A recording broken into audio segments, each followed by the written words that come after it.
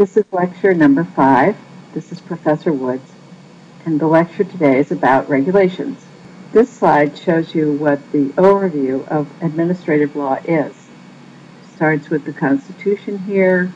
The Constitution has given authority to the courts, the legislators, and the executive branch of government.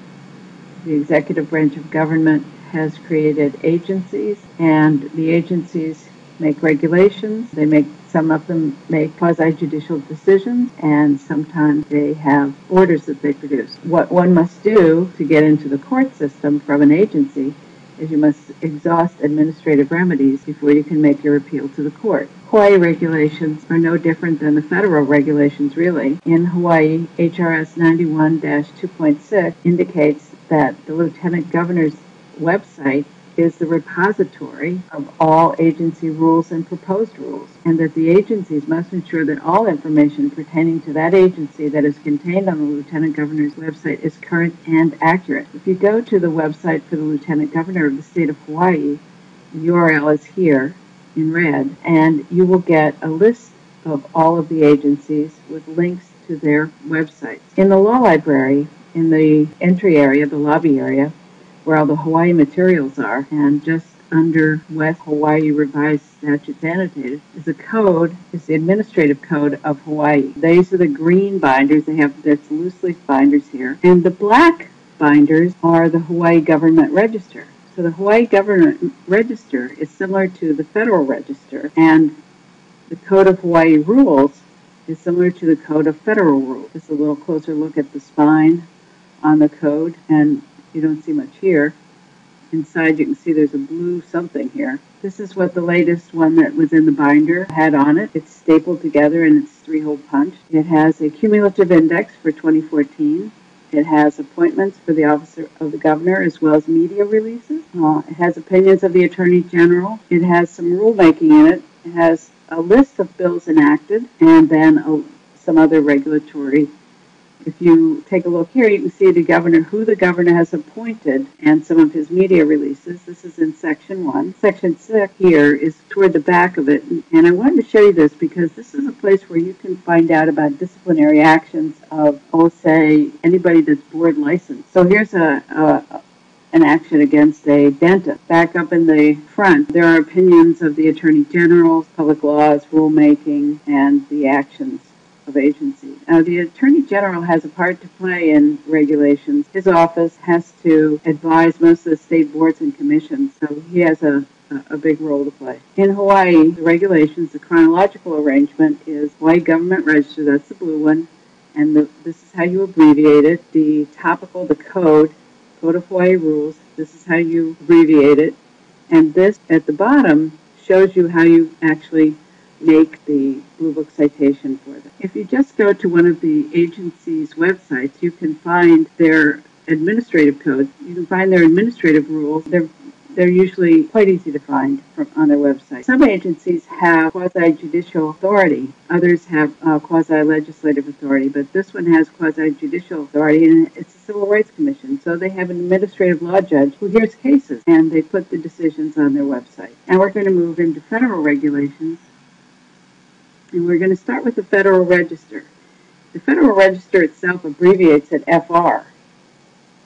And it is printed every day the government is in business, and it's updated by 6 a.m. every day. So Monday through Friday, except for federal holidays. This is a monumental amount of work, and it's a monumental amount of publications that we get in the library. Fortunately, the entire archive is available on Hein Online, and it goes back to 1936. So the authority for it began with the Office of the Federal Register in 1935 under the Federal Register Act. This is all part of Roosevelt's New Deal era, and he created all these agencies. And specifically, the Administrative Procedure Act is the one that expanded it, and more recently, the Freedom of Information Act has. But all the regulations for the Federal Register are published in 1 CFR Chapters 1 and 2. So this is what they are tasked to do at the Office of the Federal Register: inform citizens of their rights and obligations, document the action of federal agencies, and to provide a forum for public participation in the democratic process. So they have to tell us what the rules are. They have to make sure that we understand how they got those rules, and then that we can comment on them before they become final. There's a little known fact about the Office of Federal Register. They administer the Electoral College for presidential elections and the constitutional amendment process.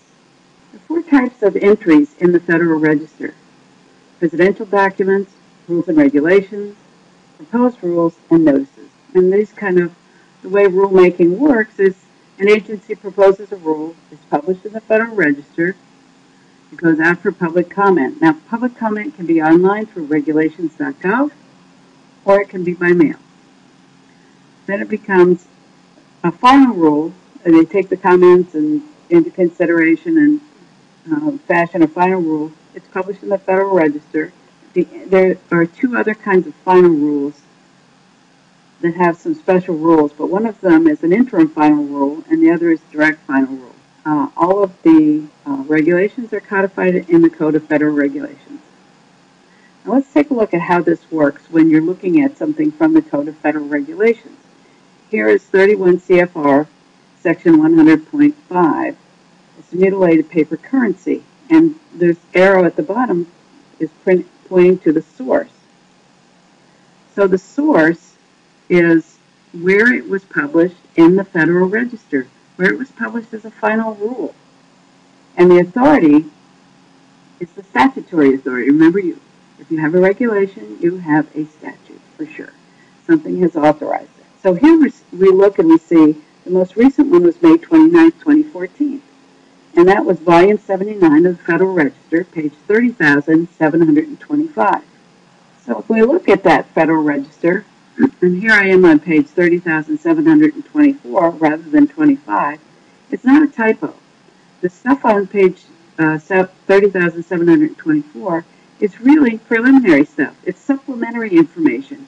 And you can get a tremendous amount of information about a regulation by reading this. But you should know that officially this rule begins on the next page. And that part is the part that's codified. So if you want to get more, you have to go to the Federal Register. So Federal Regulations, FedReg, is the Blue Book abbreviation. The rest of the world uses FR. Citation for the Code of Federal Regulations is in Rule 14.2, and it's given here. But in the 18th edition, Table 1 had both of them together, and it was so much nicer to see. Here's how you cite to the Code of Federal Regulations. And you see this started in 1938. This is the New Deal era. And this is how you cite the Federal Register. It's from 1936 on. And this is how you form that citation. So it was much more convenient in the 18th edition. Going back to our administrative law overview, we have from the Constitution authority for the executive. The executive asks the legislature, or the legislature asks the executive to create agencies that would enforce the laws that the legislature is making, and the courts can interpret them.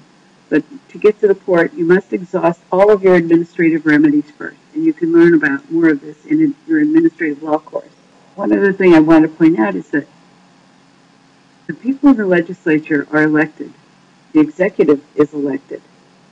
But the people in the agencies, the bureaucrats, are not elected. And some people have a problem with them being able to make law. That's it. I hope to see you in class, prepared and ready to do some research in administrative law.